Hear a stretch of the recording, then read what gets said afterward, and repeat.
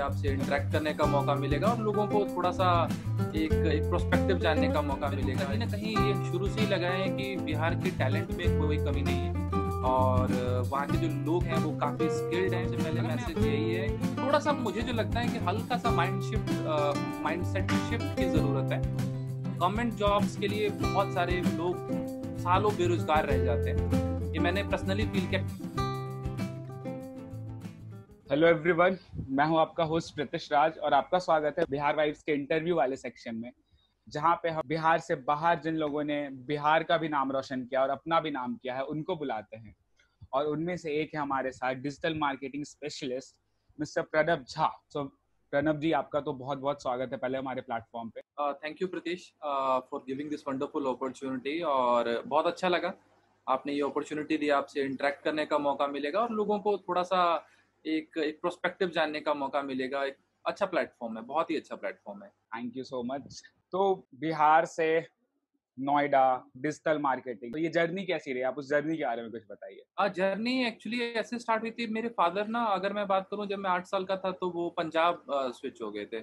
और पंजाब माइग्रेशन तो आपको पता है कितना बड़ा बिहार में एक सब लोग माइग्रेट हुए थे। अगर मैं अपने फादर की जनरेशन की बात करूं, हम लोग तो ठीक है, हम लोगों की जनरेशन शायद माइग्रेट नहीं करेगी, वो जहाँ पे सेटल है वहीं पे, मतलब कि वो वहाँ पे अपॉर्चुनिटी तलाश करेगी। लेकिन माइग्रेशन स्टार्ट हुआ था जब मेरे फादर का टाइम था, जब उनको कुछ अपने करियर में कुछ अचीव करना था। तो उस टाइम पे पंजाब में स्विच हुए और पंजाब से मैंने अपना सारा एजुकेशन वगैरह, स्टार्टिंग पॉइंट मेरा बिहार में था। 8 साल का या 9 साल का रहा होऊंगा जब पंजाब मूव हुए। पंजाब से फिर वो सारी एजुकेशन की चंडीगढ़ में मैंने बीटेक किया और वहाँ से फिर जॉब की अपॉर्चुनिटीज तलाश करने के लिए दिल्ली आ गया। तो ये 3 सिटीज का एक कॉम्बिनेशन रहा, पूरा योगदान रहा करियर में। तो ये रहा ओवरऑल जो एक स्मॉल जर्नी मैंने कवर की बिहार से दिल्ली तक। जितने भी बिहार के लोग हैं, तो हर हर जो सोसाइटी होती है, जो कम्युनिटी होती है, तो अलग होती है और हर कम्युनिटी के अपने प्रोज एंड कॉन्स होते हैं। तो सिमिलर वे जी जी। बिहार के भी हैं, काफी सारे हैं, एंड वी कांट डिनाई कि हम बहुत अच्छे ही हैं। We can't say that also कि हम, बट हम, क्योंकि हमें पता है कि हमारी तरफ भी कुछ खामियां लेकिन अच्छाइयां भी बहुत सारी हैं। तो जी उसकी वजह से हर बार हर ना इमेजेस होते हैं, स्टीरियोटाइप्स होते हैं, लोग जनरलाइज कर देते हैं कि यार ये, जैसे मुझे एक चीज हमेशा सुनने को मिलती है कि जब मैं किसी से कॉन्वर्सेशन करता हूँ और अगर मैं इंग्लिश में बात करूँ तो मुझे लोग बोलते हैं कि बाद में जब उन्हें पता चलता है मैं बिहार से, तो बोलते हैं कि you don't sound like a Bihari. और मेरा पहला रिएक्शन होता है कि एक Bihari, like how a Bihari suppose to sound like. so there is, look, these type of, I have faced it also and I'm sure आपकी जर्नी से तो मेरे से ज्यादा लंबी रही, तो आपने तो बिल्कुल ही फेस किया होगा। तो क्या जी। मतलब what used to be your reaction, और आप क्या सोचते थे इन चीजों के बारे में? अगर मैं बात करूं, कहा जाता है कि पंजाब में ये ऐसा कुछ मतलब कि सिनेरियो मेरे साथ कुछ ज़्यादा नहीं हुआ, बट मैं आपको एक्सप्लेन करता हूं। जब मैं पंजाब में था, तो जब मैं प्राउडली बोलता हूं कि मैं बिहार से हूं या मैं बिहारी हूं, मुझको उसमें कहने में या बोलने में कोई झिझक नहीं है। लेकिन जब मैं अपने कॉलेज में या स्कूल में था तो मैं पंजाबी बहुत अच्छा बोलता हूँ। तो अब जब पंजाबी में बात करते हैं और जब सडनली किसी को पता चलता है कि रूट्स कहाँ से, रूट्स बिहार से हैं, तो उनको लगता है अरे यार, अगर मैं पंजाबी में बोलूं तो लगदे नहीं तुसी पंजाब, लगदे नहीं तुसी बिहार। तो मतलब ये इस तरीके से वो लोग इस चीज को कहते हैं। और या जब फिर हम कॉन्फ्रेंसेज में जाते हैं, किसी सेशंस में जाते हैं, इंग्लिश में बात करते हैं, वहां पे भी जैसे आपने कहा, बिल्कुल भी ऐसा कभी फील नहीं होता है कि ऐसा कुछ है ही नहीं। मेरे को लगता है ना, वो एक किसी भी कल्चर में जब आप रहते हो, मैं तो मल्टी कल्चर में रहा हूँ, तो मैंने ये पर्सनली फील किया है कि आप अगर किसी कल्चर में रहते हो तो वहाँ का एक अडेप्शन आपके पास में आता है। मैं पंजाब में रहा तो थोड़ा सा मेरी वो बोली में वो कह सकते हैं ना कि वो पंजाब का टच है, और जिस तरीके से बोला जाता है। अगर मैं, हाँ, जब से मैं दिल्ली में रह रहा हूँ, फिर वो दिल्ली में थोड़ा सा ना आपको बिहारी एक्सेंट मिलेगा मिलेगा। आप हिंदी में किसी से बात करेंगे आपको मजा आता है, वो एक बिहारी एक्सेंट डाल के जब आप बात करते हैं तो आपको बड़ा एक अंदर से एक अच्छा फीलिंग आता है, जिसका रूट्स, क्योंकि फैमिली में क्या है कि सब लोग मैथिली में ही बात करते हैं। अगर मैं अपने पूरे फैमिली की बात करूं, मम्मी पापा, वाइफ भी, इवन सब लोग, हम लोग मैथिली में ही कम्युनिकेट करना पसंद करते हैं। तो वो चीज जो है ना, मतलब इतना मुझे तो लगता है कि बिहारी इतना, मतलब कि वो एक तरीके से अडेप्शन पावर या सीखने का कैपेबिलिटी इतना, वो कोई कहीं ना कहीं वो सिचुएशन ने भी क्रिएट कर दिया है कि काफी चीजें सीख रहा है। हाँ, चैलेंजेस आए, बहुत सारे चैलेंजेस आए। कई बार ऐसा फेस करना पड़ा कि लोगों को लगता है कि किसी और रीजन से है, या फिर एक कहीं न कहीं एक प्रॉब्लम या फिर उनको लगता है कि वो थोड़ा-सा एक आपने बिल्कुल एक सही बात कही कि लोग ना आपको सेग्रीगेट करने की कोशिश करते हैं, एक सेपरेट करने की कोशिश करते हैं बट टैलेंट इतना है बिहार के लोगों में कि वो घुल-मिल जाते हैं, कहीं भी किसी भी कल्चर में। बिल्कुल। जी। हाँ, और अब तो आपके टाइम पे तो ये चीज़ें डेफ़िनेटली एक्ज़िस्ट करती होंगी। अब तो क्योंकि everything is globalized, people are multilingual, multicultural, तो अब चीज़ें कम हो गई है ये चीज़ें होना। मैंने भी उतना ज़्यादा फ़ेस नहीं किया, बट जैसे अब आपकी स्टोरी है, आपके ऐसे बहुत लोगों को मैं जानता हूँ, इनफैक्ट माय फादर ऑल्सो, तो उन लोगों की स्टोरीज़ रहती थी कि जहाँ पे उन्होंने ये सब काफ़ी कुछ फ़ेस किया था। तो वो तो that's a very good thing कि people are people have stopped stereotyping for anything. वो बहुत गलत चीज़ होती है किसी को स्टीरियोटाइप करना। इफ लाइक अगर हम वही, and you are a community builder also, तो एज़ अ लाइक, तो अगर हम बात करें कि अभी मैं खुद दिल्ली में हूँ, मैं खुद स्टार्टअप वर्ल्ड के साथ इन्वॉल्व्ड हूँ। मैं यहाँ भी देखता हूँ कि अ लॉट ऑफ एंटरप्रेन्योर्स, बहुत सारे बिहार के जो लोग हैं, यहाँ पे अपनी successfully they are running their company, सबकी अच्छी-अच्छी कंपनीज़ चल रही है, सब अच्छा-अच्छा काम कर रहे हैं। लेकिन वो चीज़, वो कल्चर, वो जो एक एंटरप्रेन्योरशिप का कल्चर है, बिहार के लोगों ने बाहर आके एस्टैब्लिश कर दिया है, बट वो चीज़ बिहार में एस्टैब्लिश नहीं हो पाई है। What do you think? आपको क्या लगता है ये किस वजह से है?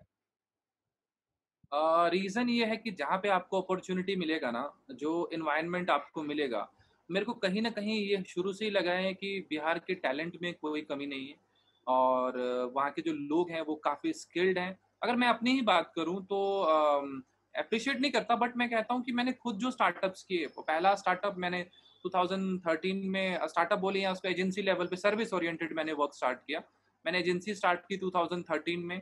देन एपी वेब वर्ल्ड के नाम से, देन पीएमएस नाम से इंस्टीट्यूट, डिजिटल मार्केटिंग इंस्टीट्यूट, जिसमें हम लोग बच्चों को ट्रेन करते हैं, बताते हैं, इसके मेनली स्किल ओरिएंटेड आईटी के बहुत सारे ट्रेनिंग्स में हम लोग वर्कआउट कर रहे हैं। देन जो मैंने थर्ड स्टार्टअप स्टार्ट किया दैट इज मेनली अबाउट सेल्फाई, जो कि ब्रांड कोलैबोरेशन या फिर ब्रांड्स को प्रमोशन के लिए हम लोग जोड़ते हैं, कनेक्ट करते हैं बिजनेसेस को, जिसमें बहुत सारे फेमस टीवी फेस, बॉलीवुड के चेहरे हैं बहुत अच्छे अच्छे और बड़े इन्फ्लुएंसर्स हैं, उनके साथ में ये चीज़ें मुझे नहीं लगता कि बिहार में नहीं हो सकती थी। जितनी भी चीज़ें मैंने दिल्ली में सेटअप की या नोएडा में सेटअप की, मुझे कभी भी ऐसा नहीं लगा कि ये चीज़ें ना आपका बिहार के मैं जिस रीजन से हूँ, मैं मधुबनी से हूँ। तो मधुबनी में ये सेटअप नहीं हो सकता था। बस मुझे चाहिए क्या था? मुझे चाहिए था अच्छा इंटरनेट, अच्छा फैसिलिटी, राइट? मेरे पास स्किल था ही कि मैं कम्युनिकेट कर सकता हूँ, बात कर सकता हूँ, मुझे करना ही क्या होता है? आज की डेट में भी मैं करता ही क्या हूँ? मैं घर में बैठ के दिल्ली में ऐसा कौन-सा अपॉर्च्युनिटी ऐसा घर वो बिहार के किसी गाँव में क्रिएट नहीं हो सकता। आपको एक लैपटॉप चाहिए, एक सेटअप चाहिए और आप आराम से बैठ के सारी चीज़ें कर सकते हैं। तो मुझे लगता है ऐसे स्टार्टअप्स के लिए तो बिहार में बहुत स्कोप है, बस एक विज़न अगर मिल जाए उन चीज़ों को और प्रॉपर एनवायरनमेंट मिल जाए, तो राइज़ तो बिहारी कहीं भी कर लेगा, वो चाहे वो दिल्ली में रहे, पंजाब में रहे, ओवरसीज़ में रहे या फिर मधुबनी के किसी गाँव में रहे। बिल्कुल सही। लेकिन प्रणब, आपको ये चीज़ नहीं लगती कि अगर आपने बोला, आपने बिल्कुल सही बात बोली कि आज के टाइम पे ये सब चीज़ें पॉसिबल है। लेकिन हुँ, फिर उसका रीज़न क्या है? अगर ये मुझे भी माइग्रेट करना पड़ा। जब मैं क्लास 10th में था, मैं जब बिहार के बहुत छोटे से शहर जमुई से हूँ। मैं जब जी, जी। क्लास 10th मैंने किया, तो अभी आगे क्या? तो सबका था कि अभी यहाँ से तो बाहर निकलो। एंड मैं जब वहाँ से बाहर निकला तो मुझे एक चीज़ रियलाइज़ेशन हुई, वो थी कि मैं वहाँ कुएँ का मेढक था। मुझे लगता था मेरी दुनिया इतनी ही है, वो कुआँ ही है। लेकिन वो, क्योंकि अवेयरनेस नहीं थी किसी चीज़ को लेके, हमें पता नहीं था कि बाहर की दुनिया में क्या चल रहा होता है, और अच्छी एजुकेशन फैसिलिटीज़ नहीं थी बिहार में। दैट इज़ व्हाई इतने लोग माइग्रेट करते हैं। तो अभी वो इकोसिस्टम बनाने के लिए क्या किया जा सकता है? बिहार में वो एक स्किल ओरिएंटेड इकोसिस्टम बनाने के लिए क्या किया जा सकता है आपके अकॉर्डिंग? आपने जैसे एग्ज़ाम्पल दिया ना कि आपको क्यों लगा कि आपको दिल्ली आना चाहिए, क्योंकि आपने कहीं से सुना या किसी ने आपको बताया कि दिल्ली में बहुत अच्छा अपॉर्च्युनिटी है। अब मैं भी पंजाब में चंडीगढ़ से मैं क्यों आ गया यहाँ पे, क्योंकि चंडीगढ़ में भी आईटी था, लेकिन मैंने सुना था कि नोएडा में, गुड़गाँव में, दिल्ली में बहुत अच्छा एनवायरनमेंट है, स्टार्टअप्स को बहुत एनकरेजमेंट मिलता है। अगर यही सेम चीज़ अगर कोई मुझे बोले कि पटना में ऐसा आईटी पार्क ओपन हो गया है, जहाँ पे बहुत अच्छा एनवायरनमेंट है, बहुत अच्छे सीनियर्स हैं, आपको चाहिए क्या होता है? एनवायरनमेंट। एक ऐसा एनवायरनमेंट जहाँ पे जाके आप एग्ज़िस्ट कर सकें, कोई सीनियर हो जो आपको बता सके और कुछ इंफ्रास्ट्रक्चर हो जिसमें आपको गाइडेंस मिल सके। तो किसी को माइग्रेट करने की ज़रूरत नहीं पड़ेगी, अगर प्रॉपर इंफ्रास्ट्रक्चर अगर हमें पता चल जाए कि यहाँ पे अवेलेबल है। हमें पता ही नहीं कि ऐसा कुछ अवेलेबल है, इसीलिए हम उस पॉइंट पे कहीं ना कहीं लगता है कि नहीं, हम नहीं कर पाएंगे यहाँ पे। क्यों? क्योंकि कहते हैं ना कि human is a like social animal, उसको सोशल गैदरिंग चाहिए होता है, उसको लोगों का सपोर्ट चाहिए होता है। वो सपोर्ट गैदरिंग हमें किसी ने बताया कि दिल्ली में ही है, तो हम दिल्ली आ गए। अगर यही कोई हमें बता दे कि वो सोशल गैदरिंग शायद जमुई में हो सकता है, पटना में हो सकता है, आपका दरभंगा में हो सकता है, समस्तीपुर में हो सकता है, बेगूसराय में हो सकता है, तो कोई क्यों नहीं वहाँ पे जाना पसंद करेगा अगर उसको सारी की सारी चीजें, फैसिलिटी अगर मिल जाएं, या ऐसा कुछ सेटअप किया जाए जिसमें इंकरेजमेंट हो, 20 ऐसे एग्जाम्पल्स हो जिसको देख के नए स्टार्टअप्स भी इनकरेज हो काम करने के लिए आगे आए। अब देख रहा हूँ थोड़ा सा कल्चर तो बदल रहा है, बट लेट्स सी कि कैसे चीजें और मूव ऑन होती हैं। ओके। तो प्रणब, जो एग्जिस्टिंग बिहार के लोग हैं जो बाहर में हैं, कोई दिल्ली में, कोई नोएडा में, कोई बैंगलोर में, कोई बॉम्बे में, they are entrepreneurs, they are leaders, आप लोग कैसे कंट्रीब्यूट कर सकते हैं इस चेंजिंग इकोसिस्टम में? आप लोग कैसे, क्योंकि बिहार अभी उस स्टेज पे है जहाँ पे बिहार को एक हाथ की जरूरत है जो उसको डायरेक्ट कर सके, और वो हाथ आपके हमारे जैसे लोग होंगे जो कि बाहर रह रहे हैं, जिन्होंने उतना एक्सपीरियंस कर लिया है, जिन्होंने एक इकोसिस्टम कहीं और रह के डेवलप किया है। तो वो हाथ की बहुत ज्यादा जरूरत है बिहार को। ये मेरा पर्सनल ऑब्जर्वेशन है, और आई गेस बहुत लोगों को भी यही लगता होगा कि हमें वो इकोसिस्टम, ताकि एक बिहार के छोटे से गांव के लड़के को माइग्रेट करके घर से दूर ना जाना पड़े, क्योंकि घर से दूर कोई नहीं जी। रहना चाहता, कोई नहीं रहना चाहता है। तो आपको क्या लगता है, आप लोग कैसे इन चीजों में कंट्रीब्यूट कर सकते हो, और आप इसमें बिहार के जो अभी लोग हैं उनसे क्या एक्सपेक्ट करते हो कि वो कैसे आपके साथ एज अ कम्युनिटी एग्जिस्ट करें? आपने बहुत अच्छा एक वैलिड क्वेश्चन रेज किया, क्योंकि बहुत सारे लोग कनेक्ट करते हैं, बिहार के लोग कनेक्ट करते हैं, पटना से लोग कनेक्ट करते हैं, और आप लोग सुमित भी जो कर रहे हैं इस पे वर्कआउट जो कर रहे हैं, तो वो भी कहीं ना कहीं वहीं से रह के कर रहे हैं। इवन बहुत सारी चीज़ें लैक कर रही हैं। तो मेरा क्या पर्पस है अभी के टाइम पे, मैं बहुत सारे लोगों के साथ में कनेक्टेड हूँ जो बिहार से हैं, जो पटना से हैं, या फिर मेरे रीजन से भी बहुत सारे लोग हैं। मेरे मेरे एंड पे क्या है, मेरे पास स्किल है। स्किल क्या है कि मैं डिजिटली उनको ट्रेंड करने में हेल्प कर सकता हूँ। अभी मेरा सबसे पहला एम यही है कि मैं डिजिटली जितना हेल्प कर सकूं, क्योंकि मैंने आपको शुरू में ही कहा, ये एक ऐसा स्किल है जो कहीं से भी पॉसिबल है।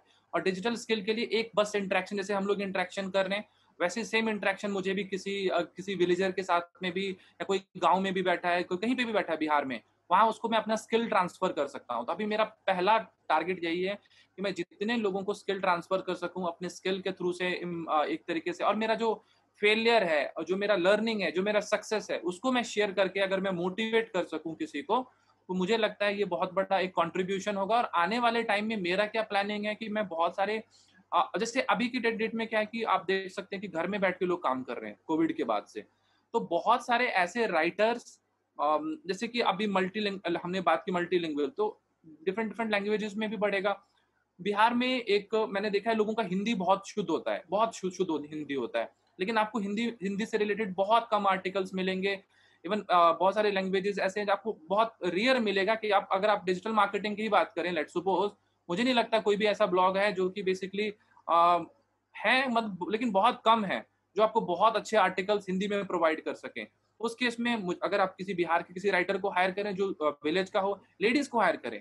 सबसे बड़ी बात, क्योंकि आप देखिए राइटिंग के लिए बहुत सारे कंपनीज में ना मेजरली वुमेन्स को हायर किया जाता है। वो एंटरप्रेन्योरशिप भी है एक तरीके से, कि कोई अगर राइटिंग का सेटअप डालता है किसी भी गांव में, विलेज में, और वहां पे अगर 5 लोगों के साथ में मिलकर कंटेंट राइटिंग सर्विस प्रोवाइड करना स्टार्ट करता है, राइट, या गेस्ट पोस्टिंग, एसईओ, जितना भी फील्ड है डिजिटली में, अगर मैं दूसरे प्रोफाइल की तो बाद में बात करूंगा, डिजिटल में इतनी सारी स्ट्रीम है, वो कहीं से भी कोई भी काम कर सकता है। वो अगर करने लग जाए तो उनको ट्रेनिंग में, अगर मैं कहता भी हूँ, अगर कोई भी मेरे से इस सेगमेंट में हेल्प लेना चाहता है या मेरे से डिस्कशन करना चाहता है कि कैसे कर सकते हैं, तो आपको नहीं जरूरत है दिल्ली में आने की। आपको 6x6 के रूम में या 10x10 के रूम में रह के स्ट्रगल करने की जरूरत नहीं है। आप बिहार में रहिए, आपके पास में अच्छा घर परिवार है, बस एक थोड़ा सा मैं चाहता हूँ कि सिस्टम, एक अच्छा इंटरनेट का फैसिलिटी, ये सब हो जाए, तो हो भी रहा है, बहुत हद तक फैसिलिटी बेटर हो गई है। तो वहां पे अगर काम करना चाहते हैं तो मुझे लगता है बहुत, आपको बस एक लैपटॉप की जरूरत है और आप काम करना अच्छे से स्टार्ट कर सकते हैं। आपके लिए अर्निंग भी सेम है।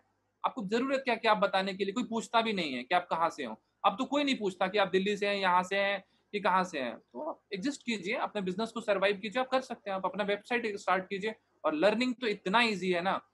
कुछ प्लेटफॉर्म, यूट्यूब, गूगल जैसे प्लेटफॉर्म ने किसी के लिए भी। मैंने खुद बहुत सारी चीज़ें, मैं भले डिजिटल मार्केटिंग इंस्टीट्यूट चलाता हूँ, लेकिन मैंने खुद की अपनी लाइफ में कभी भी कोई ऑफ़िशियल ट्रेनिंग नहीं ली।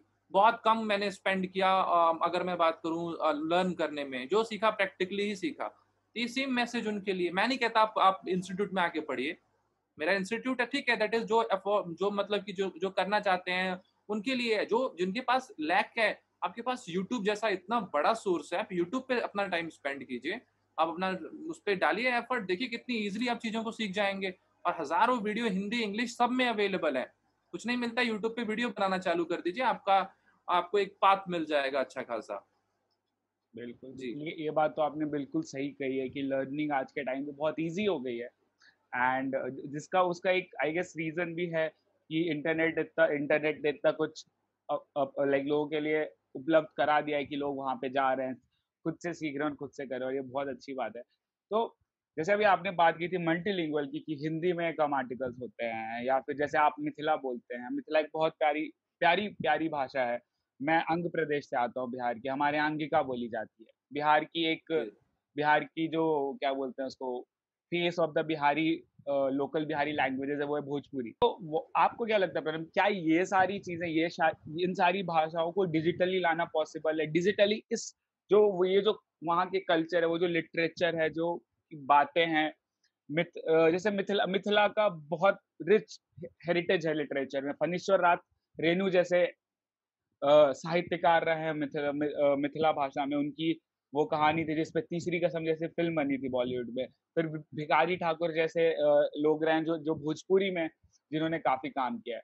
क्या तरीका हो सकता है कि इन चीजों को लोग डिजिटली प्रेजेंट करें? एक बिहार का जो हेरिटेज है उसको डिजिटल और उसी भाषा में, इंग्लिश में लिखा हुआ है, हिंदी में लिखा हुआ है, लेकिन मिथिला में और भोजपुरी में कैसे चीजें आ सकती है? लाइक आपको क्या लगता है ये सब कैसे हो सकता है?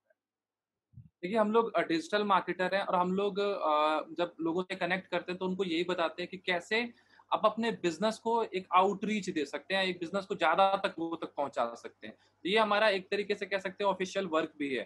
तो उस सेगमेंट को ही अगर मैं जोड़ दूँ अपने लैंग्वेज से, मैथिली से जोड़ दूँ, या आपने बात की कि भोजपुरी है, या फिर हम बात करें डिफरेंट जितने भी लैंग्वेजेज़ हैं, जितने भी आप विद्यापति हुए, या फिर साइंस के ही सेगमेंट की बात करें, तो बहुत सारे ऐसे हमारे पास में एक्सपर्ट्स हैं जो कि मुझे नहीं लगता, मैंने जितना रिसर्च किया है अभी रिसेंटली, मैं बहुत सारे ऐसे टीचर्स के कांटेक्ट में आया जो कि पटना से माइग्रेट उनका एक टाइम पे बहुत अच्छा से मतलब कि वर्क चलता था, लेकिन अब तो पलायन हो गया, जो हमने माइग्रेशन हो गया, तो बहुत सारे अब स्टूडेंट्स, ऑब्वियसली मेरे फादर जब माइग्रेट कर गए तो मेरा नेक्स्ट जनरेशन बिहार में पढ़ता ना, वो जनरेशन तो रहा नहीं, वो जनरेशन तो दिल्ली, मुंबई, बैंगलोर में पढ़ रहा है, राइट? तो वहाँ पे अब जो जो स्किल्ड लोग भी हैं, जो लोग वहाँ पे पढ़ाते थे, एजुकेशन को लीड करते थे, वो लोग भी कहीं न कहीं बाहर आके अपना स्कोप ढूँढ रहे हैं। अगर वो वहाँ पे ही रहते, अगर मैं उनको सिखा रहा हूँ कि आप ऑनलाइन क्लासेस दे सकते हैं, आप तो वो दिल्ली में आके भी वही काम कर रहे हैं।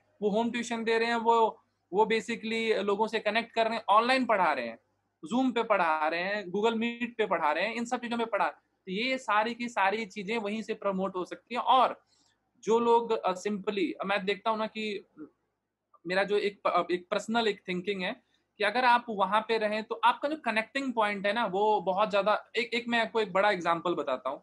Whenever I used to like visit at hotels ना, मैं देखता हूँ वहाँ पे ना लोग 90% लोग अनकंफर्टेबल हो जाते हैं। 80% लोग जब भी किसी 5 स्टार होटल में विजिट करते हैं, एक जो गाँव से आया हुआ आदमी है, या फिर एक इंडिया का एक जो बड़ा एक प्रॉब्लम मेरे को लगता है कि वहाँ पे वो सिंपली इंग्लिश में, उनको ये नहीं पता कि इंडियंस में जितने भी लोग हैं वो ज़्यादातर हिंदी में बात करते हैं या फिर अपनी रीजनल लैंग्वेज में बात करते हैं। ये सब पॉइंटर्स अगर ग्रो होने चालू हो जाएँ, उनके लिए अपॉर्च्युनिटीज़ आनी स्टार्ट हो जाए, वहाँ पे ऐसे लोगों को हायर करने लग जाएँ जो कि मल्टीलिंगुअल में बात कर सकते हैं। बिहार में, पटना में, अलग-अलग रीजन्स में अगर हम ऐसे लोगों को अपॉर्च्युनिटी देने लग जाएँ, जो लोग अपनी लैंग्वेज वहाँ पे भी ये स्किल का इंग्लिश को एक जो प्रेफ़रेंस दे दी है ना, मैं नहीं कहता इंग्लिश इज़ नॉट इम्पोर्टेंट।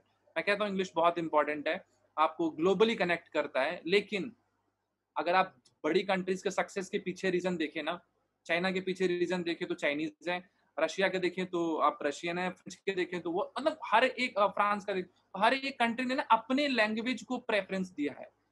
और हम तो इतने कल्चरली रिच हैं, हमारे पास इतना इन्फॉर्मेशन है, इतना नॉलेज है, इतना डेटा है, मुझे लगता है अगर हम उस चीज़ को सही तरीके से यूटिलाइज़ करने लग जाएँ, अपने लिटरेचर को सही से यूज़ करने लग जाएँ, तो वो बहुत हद तक काम आएगा। और मैं बाकी रीजन की बात तो उतना, क्योंकि मैं बिहार में रहा नहीं हूँ, तो बाकी रीजन की बात मैं इतनी नहीं करूँगा, लेकिन जो मैं मैथिली से मिथिलांचल से बहुत ज़्यादा कनेक्टेड हूँ। एक सिंगर है मैथिली ठाकुर नाम से, जी, बहुत जी, फेमस भी बिल्कुल। हो रही है जी, आज की डेट में। उसका मैं टेडेक्स टॉक सुन रहा था, वो टेडेक्स पे बात कर रही थी। तो उन्होंने यही कि मेरा जो फर्स्ट टारगेट है यही है कि मैं अपने मैथिली में जितने भी पार्ट्स हैं या उसके संगीत में उसने उन्होंने जितनी भी कैटेगरीज़ बताई उसको प्रमोट करूँ, क्योंकि वही इतना है कि मेरी उम्र कम पड़ जाए उस चीज़ को सर्कुलेट करने में। तो मेरा बिहार का कल्चर, मेरा मिथिला का कल्चर इतना स्ट्रॉन्ग है कि मुझे नहीं लगता एक टाइम कम पड़ जाएगा उसको प्रमोट करने में, उसको सर्कुलेट करने में, उसको लोगों तक पहुँचाने में। और इतने सारे लिसनर हैं, अगर आपको दिल्ली, मुंबई, पटना में हर जगह छठ का इतना बड़ा आपको दिख सकता है, इतना रिच या इतना बड़ा आपको फेस्टिवल दिख सकता है, तो ऑब्वियसली आप समझ सकते हैं कि कितना बड़ा आउटरीच है हमारा। हमें बस लोगों तक पहुँचना है, उन लोगों को प्राउड फील कराना है जो कि अपने लैंग्वेज पे कहीं न कहीं, और इन्फीरियरिटी जो मन में है ना कई लोगों के कि ये प्राउडली से कि आप बिहार से हो, आप बिहारी हो। कोई पंजाबी पंजाब बोलता है ना, आई एम पंजाबी, मैं पंजाब में रहा हूँ, बहुत कल लोग ना स्ट्रांगली बोलते हैं कि मैं पंजाबी हूँ, है ना? मैं राजस्थानी हूँ, मैं हरियाणवी हूँ, तो मैं बिहारी हूँ। मैं जी, बिहारी हूँ, उसमें क्या मेरे को दिक्कत है? मेरे को आप बोलिए। हाँ, जो कुछ लोग थोड़ा-सा डिफेम करके बोलते हैं, उसके पीछे कुछ देखिए, हर एक स्टेट में ये प्रॉब्लम है।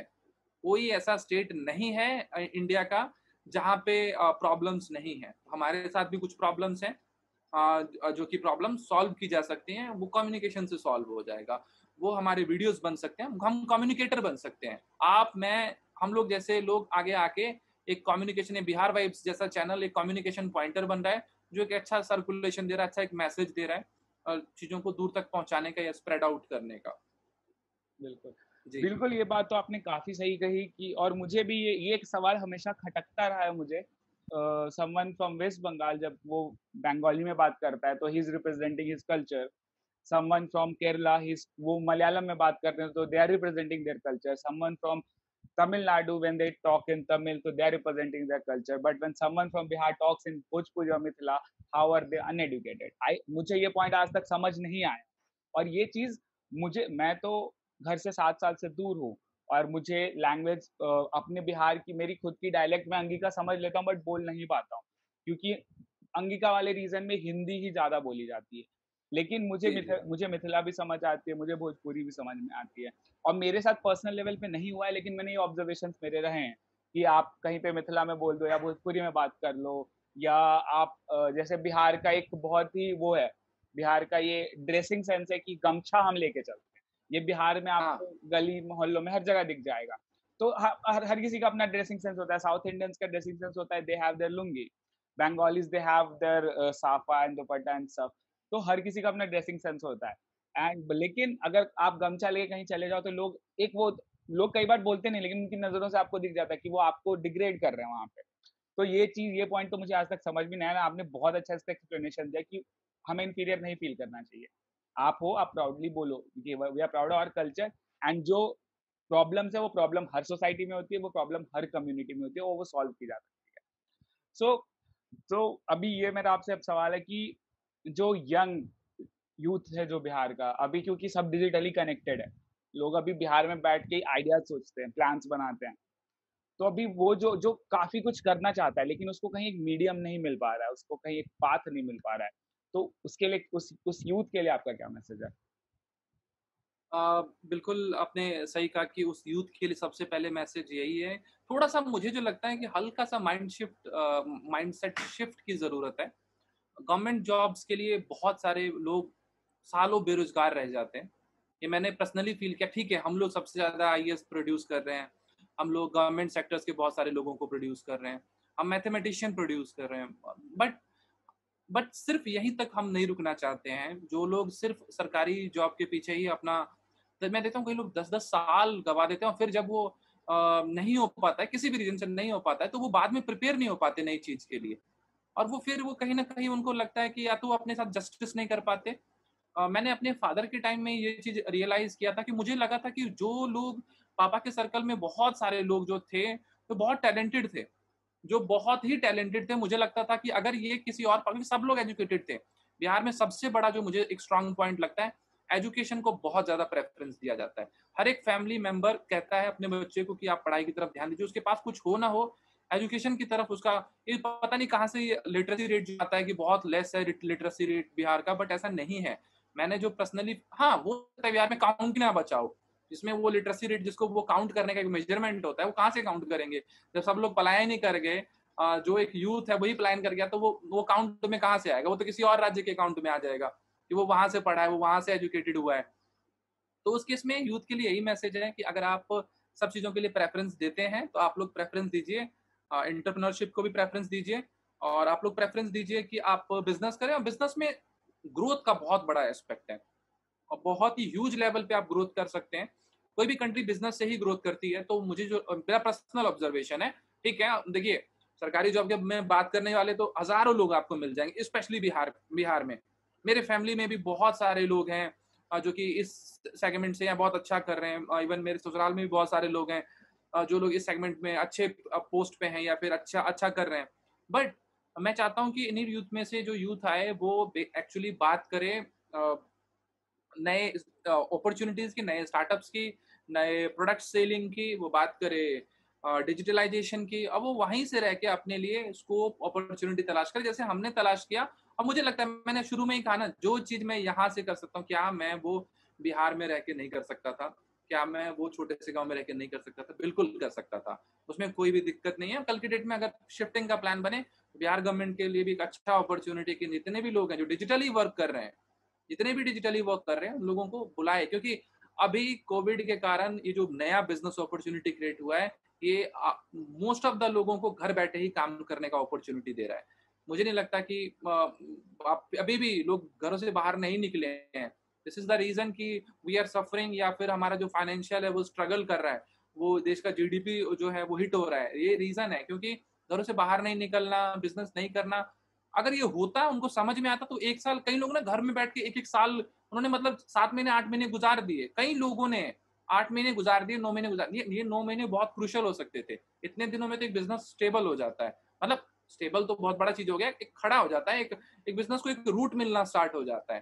तो यही मैसेज है कि आप वहीं पे रह के अपने आप को स्कोप दीजिए, अपने बिज़नेस को स्कोप दीजिए, और अपने आप को एक नया डायमेंशन दीजिए। बहुत अपॉर्च्युनिटी है, इतना काम करने के लिए है कि शायद काम कम पड़ जाएगा।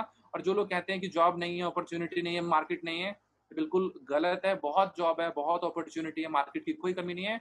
But you have to know कि आपको अपना मैसेज कैसे कन्वे करना है, आपको करना क्या है, और उसमें स्कोप कितना है, वो बहुत ज़्यादा इम्पोर्टेंट है। So thank you so much Pranav for joining आज यहाँ पे वीआर वाइब्स पे, एंड वी रियली, ये बहुत ही अच्छा इंटरेक्शन हुआ है, एंड हमारे व्यूअर्स को आई होप ये बहुत पसंद आएगा। Thank you so much for coming. Thank you, Pritesh, for this wonderful opportunity. And best wishes to Bihar Vibes team. Thank you so much. और हमारे व्यूअर्स को बता दें कि हम आगे भी ऐसे ही लोगों को लेके अपने प्लेटफॉर्म पे आते रहेंगे। आप जुड़े रहिए और बिहार की अच्छी अच्छी कहानियां सुनते रहिए हमारे साथ। Thank you so much.